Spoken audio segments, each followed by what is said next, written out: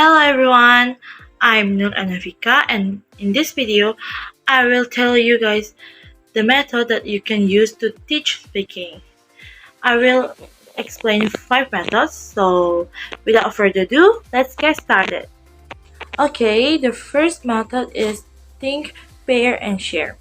This method was developed by Frank Lehman at 1981 to help students feel more confident speaking in class and also improving collaboration and engagement. So, how does it work?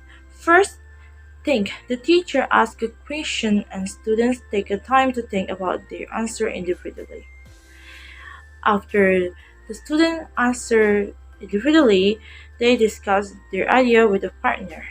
And then after that, each pair shares the discussion with the whole class. So this method is great because it encourages all students to practice instead of just the confident ones. And students feel more comfortable speaking because they get to practice with a partner first. And also it helps develop a critical thinking skills since they need to organize their ideas before speaking. But this method has challenges, that is, this discussion can take up too much time if not managed well, and then some students might not participate equally. Just one person might do all the talking, and then if students aren't focused, they might go off topic. So, this is the think, peer, share method. Okay, the second is film discussion method. So this method uses films to improve speaking, listening, and cultural understanding. Instead of just watching, students analyze and discuss the film. So how does it work? First, the teacher selects a film or just a short clip of the film based on the student's language level. Next, students watch while focusing on the dialogue, expressions, or cultural aspects. And then, after watching, they discuss key elements like themes, characters, or new vocabulary. So, this method is useful to improve listening and pronunciation because students hear natural speech. Also, it keeps students engaged because movies are more interesting than textbook, right? And then they learn real life expressions and cultural context. But the challenges of this method because not all students have the same listening skills, so some might struggle. And same as the TPS, movies can be too long, so teachers need to carefully choose the shorter clips. Okay, the third method is snakes and ladders game method. So this method turns the classic board game snakes and ladders into a vocabulary learning activity. Instead of just rolling the dice, students must answer a question to move forward. How does it work? So first, students roll the dice and move their game piece. When they land on the square, they must answer a vocabulary-related question or complete the task. If they get it right, they stay. If not, they might have to move back. So this method is fun because it makes learning more interactive and enjoyable. Playing games helps students remember work better and also encourage teamwork and communication. But this method has challenges too. The same as before, this game can take too long, so time management is important. And some students focus more on reading than actually learning. So students just have ambition to win, not not really focus on the learning. And it's hard to measure individual progress because it's a group activity. So that's about the snakes and ladders game method. Okay, next is presentation, practice, and production method, or we can say triple P method. So this is one of the most structured ways to teach English and is widely used in professional schools.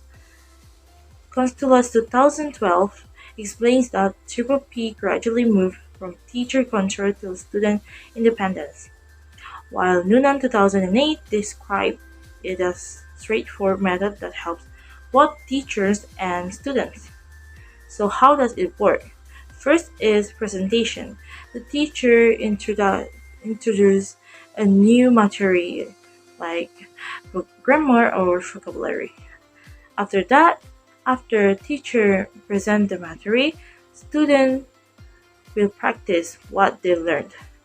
And the last is production. So students use the new language freely in conversation.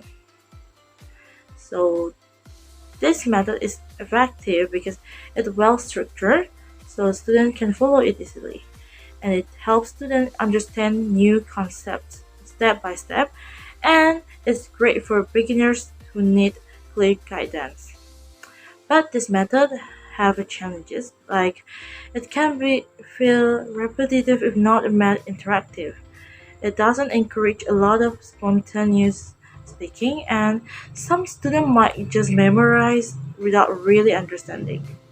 So that's it, the triple P method. Last method is show and tell method, described by Boning in 1981 and Aprianto and Shakur 2022.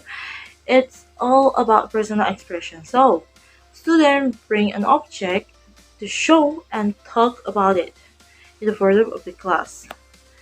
How does it work? The first one is each student brings us something meaningful to show, like photo or book or anything, and then they will stand in front of the class and describe it and show and tell us what is this, why it's important to them, or any personal story behind it. And other students will ask questions, so making it an interactive experience. This method is helpful because it makes student confidence in speaking, helps students improve their storytelling and communication skill, and it makes learning personal so students feel more connected.